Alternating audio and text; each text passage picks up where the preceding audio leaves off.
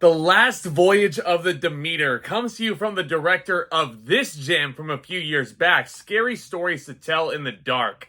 How have we not gotten a sequel for this yet? And this is the latest in a long line of Dracula projects over here. The latest since Renfield from a few months back, which, as some of you may be aware, I was pretty disappointed by that movie overall. So I was hopeful for this movie, especially in a month like August, which is turning out to be the new cinematic graveyard for a lot of people. This is essentially taking a short sequence from the original Dracula movie and stretching it out over 2 hours. The crew of the merchant ship Demeter set sail from Carpathia to London to deliver a cargo of 50 unmarked wooden crates. But they soon discover that they're not alone, as Dracula's unholy presence turns the trip into a nightmarish fight for survival. Now, first of all, if you have seen Scary Stories to Tell in the Dark and how creepy that movie felt, just in terms of the direction and the production design, knowing whose name is on this project, you should know how creepy Demeter is going to be. And André Øvredal really did a phenomenal job helming this picture. And the cinematography really helps to create this awesome, scary, gothic atmosphere. I love that this movie is primarily shot on one location, on the ship. It's a time period scary movie as well, which we don't get enough of. And I think Demeter does a marvelous job of transporting you back in time. And I love movies like this that are set in one location. It's a claustrophobic film.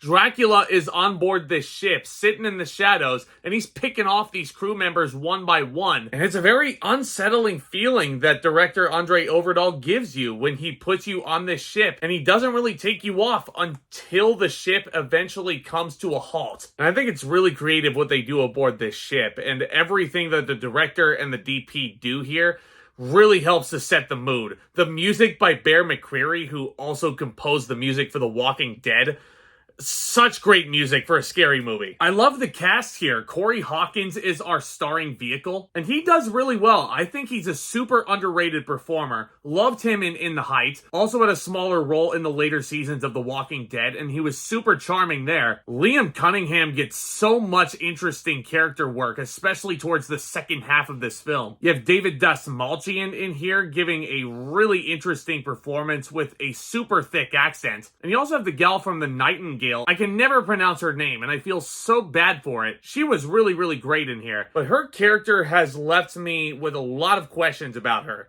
Like, what the heck is she doing here on this ship with these people? What is her ultimate motivation? What the heck even happened to her? That's just one of the many things that I feel like really, really don't sit well with me about The Last Voyage of the Demeter. The writing for this thing, man, they were so close. They were so close to an instant classic, because this movie makes the egregious decision to start off by showing you how it ends. Now, if you're familiar with the Dracula story and The Last Voyage of the Demeter, if you saw the original movie with Bela Lugosi from way, way, way back when, like, this shouldn't bother you as much. But let's say that you're a more casual viewer and you walk into The Last Voyage of the Demeter, had no idea what the Dracula story was all about or even what happens.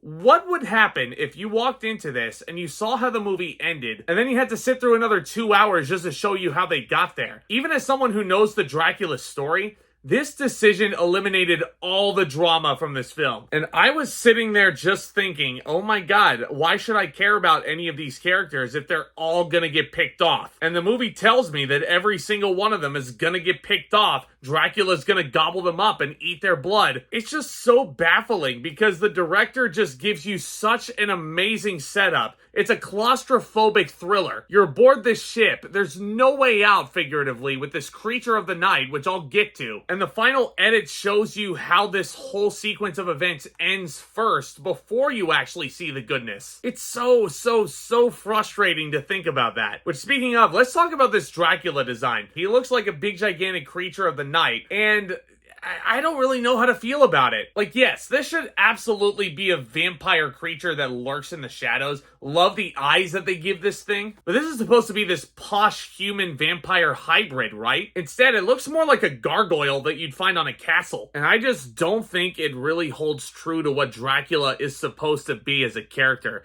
I actually thought, I'll give Renfield credit where it's due. I thought with Nicolas Cage's limited screen time as Dracula, which is what really bothered me about that film, that really captured what Dracula's supposed to be. And I appreciate the ambition and willingness to go for something different, but maybe call me more of a traditionalist here, but this is just not Dracula. The CGI and the blood effects and the gore wasn't really all that impressive for me either. And it's a movie that is super over-reliant on jump scares as well, which, you know, like, at this point in scary movies, like, I should just expect it, because it seems like a lot of them really want to scare the audience using the jump scare. And I get it. You're going to have a lot of casual moviegoers actually wanting that rush of adrenaline from a jump scare. But you kind of just grow tired of it if you watch a whole bunch of scary movies like I do. Overall, Demeter is a solid effort with some really good direction and production design. The concept of stretching out a small sequence from a classic Universal Monsters flick is a really neat idea. The performances are all rock solid. I love the idea of feeling trapped on this ship with a creature of the night, but when it's supposed to be one of the most iconic Universal monsters of all time, and they're presenting it as something completely different,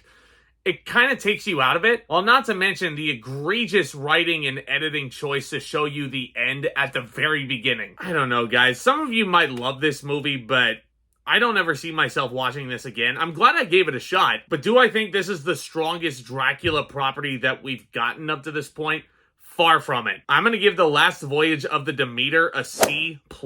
Well, we're over 2 this year on Dracula movies that I wanted to love. Let me know what you thought of The Last Voyage of the Demeter down in the comments section below. Let me know what your favorite Dracula project is that's out there. And if you want to talk all these fun topics and join an amazing community of movie lovers and entertainment lovers alike, hey, this channel is where it's at. So please do subscribe and tap on that like button on your way out. Really helps spread the love and helps continue to grow this awesome community here. Stay tuned for more videos very soon. Big weekend up ahead with Blue Beetle, Strays, Heart of Stone is coming out on Netflix as well. Sony delayed Gran Turismo by a couple of weeks, so I have still yet to see that one. Still a good amount to talk about, guys, before 2023 is in the history books. So with all that being said, back talk, commence.